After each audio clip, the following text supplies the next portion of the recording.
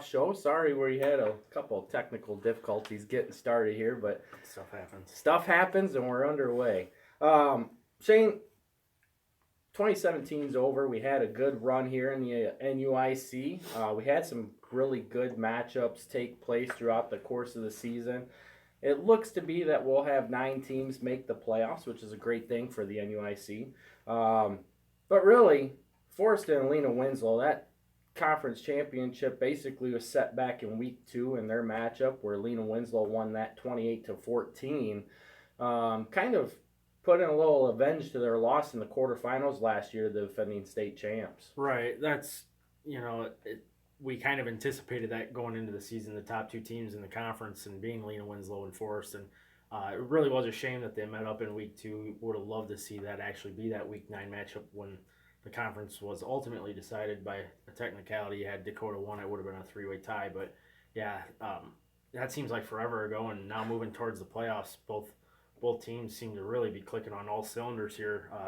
Hopefully we can see a matchup of that again. Well, and talking about that, I mean, looking at the way that things are projecting out, Lena Winslow obviously is going to be the number 1 seed in 1A North. And it looks like Forston's going to come in at that expected number 3 seed that we had discussed prior. And with that being said, those two, if they win out to the point, would meet up in the semifinals. So that would be a great thing for the NUIC. Granted, some of the other teams are probably kind of angry, upset because they were kind of hoping for Lena Winslow and Forston to be on the same side of the bracket to kind of knock each other out. Right. And I mean, back when we had the quadrant system, you had that scenario where the state championship was often decided in the second round. I mean, you look back to 2010 and 11 with Dakota and Lena Winslow really battling it out. And, luckily we'll get away from that this year. Oh, yeah. And, I mean, you look at some of the other players that we kind of foresee as being capable of making a run to DeKalb in the 1A North is the Marquette Crusaders and the Fulton Steamers. And those two teams look to be squaring off in round 1 even.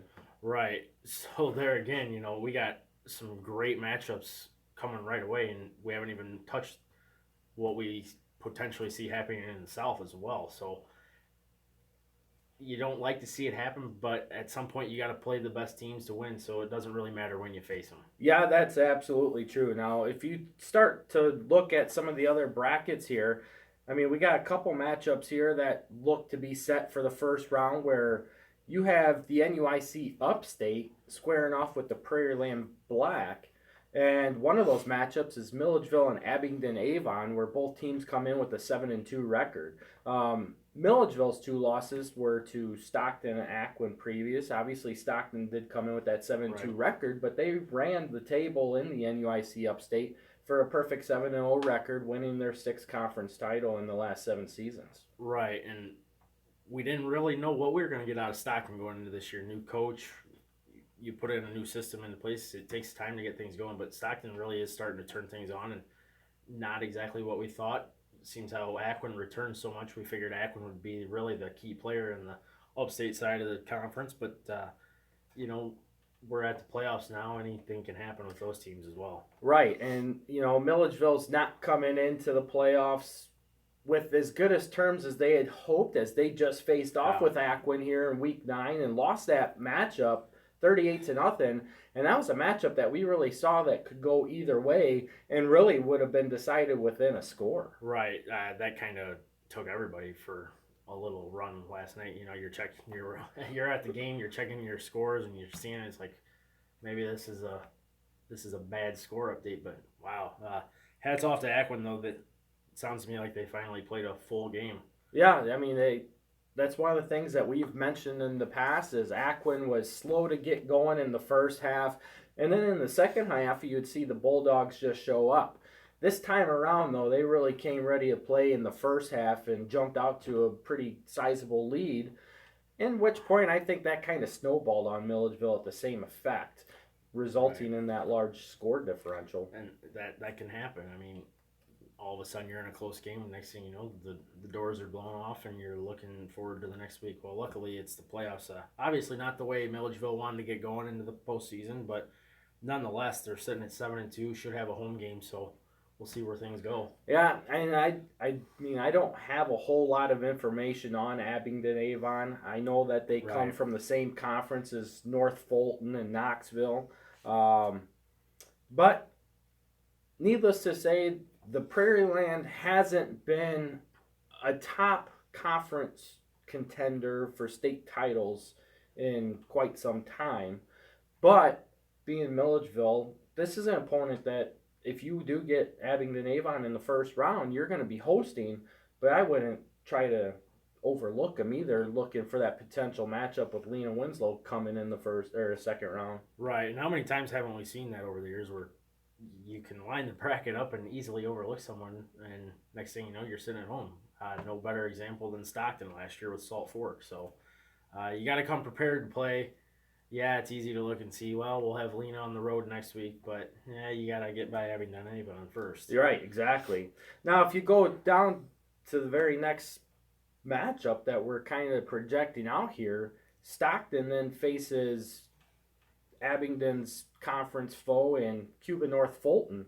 Cuba North Fulton comes in with the 6-3 record, where Stockton comes in with that 7-2 mark.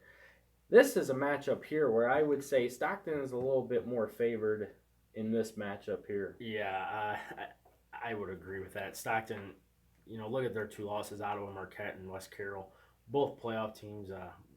One going into 2A, and then Marquette obviously looking to make a huge run in 1A. Like you said, though, Stockton should be okay with that matchup. And then now we got another interesting one. Aquin, also coming out of the NUIC Upstate, is looking at a potential matchup with a Heart of Illinois Conference contender in Fisher. The Bunnies. The Bunnies. Fisher comes in with a 6-3 record, and actually, that's a big improvement. And they've played some good teams down there in the HOIC and have really held their own. Right. It's kind of always been one of those things where Fisher's kind of been, off to the side a little bit. Dakota played them a few years ago, and I think they were even, Dakota was favored, and that was one of the poor Dakota teams. So I'll tell you what things were going for, like Fisher, but obviously they didn't win that game. But, nonetheless, 6-3, looking to play Aquin. It's going to be a long haul up here, but Aquin's going to have to come ready to play. Well, and that's one of those things, too. You come up to Freeport to Conley Field. Aquin is one of the toughest places to get a win. If you look at this decade alone, they have over a 75% winning percentage when they play at home. So that definitely helps bode the Aquin side of things. But they're going to need some big games out of Deemer and Cummins and Carlson and Ludeking to really put on a show against Fisher, because I think Fisher's one of those teams that can come up here and knock them in the mouth. Well, that's just it, and we've seen Aquin kind of struggle against that kind of a team. No greater example than what Forreston really did to Aquin. Now Aquin, based on what they did last night to Milledgeville, hopefully that's the way they go moving forward. We've been talking about it all season. When is Aquin going to finally put a four-quarter performance together? They've been a second-half team and have really come away with some bigger wins after at halftime they were close games. And, it was nice to see that if you're an Aquin fan last night, to kind of start to finish, just kind of ride it out a little bit. Right. So then if you look at another good matchup here, you have Anawan Wethersfield is going to play host to Orangeville. And on paper, this looks like a route for Anawan Wethersfield. But Orangeville's had some battles themselves throughout the course of the season. They've faced some injuries. Right. They've reshuffled their lineup around and positions. This is one of those games where I think if Orangeville can be healthy enough to take on Anawan, Anawan's had some tough luck here as of late as well. This is one of those games that you could say, hey, Orangeville might have a chance for this upset. Well, it's funny you mentioned that. I was talking to somebody before I came here tonight, and I told him, I said, it wouldn't surprise me in the least if Orangeville was able to pull off a win, based on what's going on with Anawan. We've really talked about them a lot this year, but as the season's gone forward, not quite to the way we thought they'd be, but we'll see what's going on there. Right. And then you have Dakota coming out of that daunted NUIC Northwest, taking on Princeville coming out of the Lincoln Trail. Now, Princeville hasn't really been much of a player. Actually, they're getting back to the playoffs after going 4-5 last year.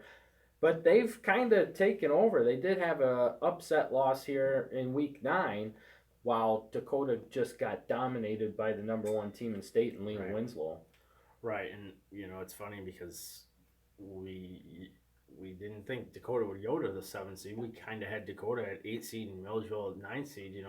Dakota hosting Milledgeville with that second round potentially coming 2 weeks later. Everybody's on the sidelines talking, man, Dakota needs to feel good about this loss because they're going to be back here in 2 weeks. But you know what? This time of the year, something can happen. Next thing you know, the seeding's rearranged, and I'm pretty sure if you're a Dakota fan, you're very happy you're a 7 seed instead of an 8 seed. Well, and that 7 seed is really going to obviously determine on where the IHSA puts that line. If you look at last year, for instance, the same 3 teams were in the scenario as to who's going to go north, and that was Brown County, Camp Point Central, and Salt Fork. And last year it was Salt Fork that came north. You look at it on the map, and Salt Fork is the most northern team, but not by much. Just a bit. So, I mean, if Salt Fork comes north, that will put Dakota at the 7th seed. Right. The thing with the IHSA, though, is you really never know what you're going to get until you see it on their site and an official release of the brackets. Don't count your chickens just yet. Right, exactly. But one of the things I was going to mention about Dakota, you look at, they've had to play Lena Winslow and Forreston. Forreston, obviously, defending state champ. Lena Winslow, number 1 ranked team, obviously a tough contender for the 1A title this year. Dakota has lost to those 2 teams combined 95-7, and Dakota comes in as the number 3 team in the NUIC Northwest. Well, I mean, you look at Dakota and you think, oh my God, they got buried by both of those teams. But I would look at it on the other side. I mean, Forrest and Lena Winslow are just that much ahead of everybody else. I mean, the gap there is significant. Do I think 55-7 reflects the true score of what that game should have been? No. Or a 40-0 score, what that game should have been? Not necessarily, but you are what your record is. Those 2 teams are obviously sitting at the top for a reason. But it's not to say that Dakota can't make a run if they get some favorable draws, because if I'm talking on behalf of Dakota here, you'd like to see anybody but Lena Winslow and Forreston at this point. You'll be happy with whoever you get, and you should have some winnable games other than those 2 opponents. Right, and in this matchup, I mean, I think Princeville present some challenges for Dakota. Right. But the Indians get the draw of being at home. And again, Dakota, one of those tough places to come away with the victory. Especially on playoffs. I mean, the atmosphere of Dakota on a Saturday in the playoffs speaks for itself over all the years. So then it brings us to Salt Fork. If they do move north, they get the undaunted task of taking on the Forreston Cardinals. Now, last year, Salt Fork came up here in the same situation, a 5-4 team taking on the 9-0 Stockton Blackhawks. And they came away with the victory before they met their demise to Lena Winslow in a hard-fought contest in the second round.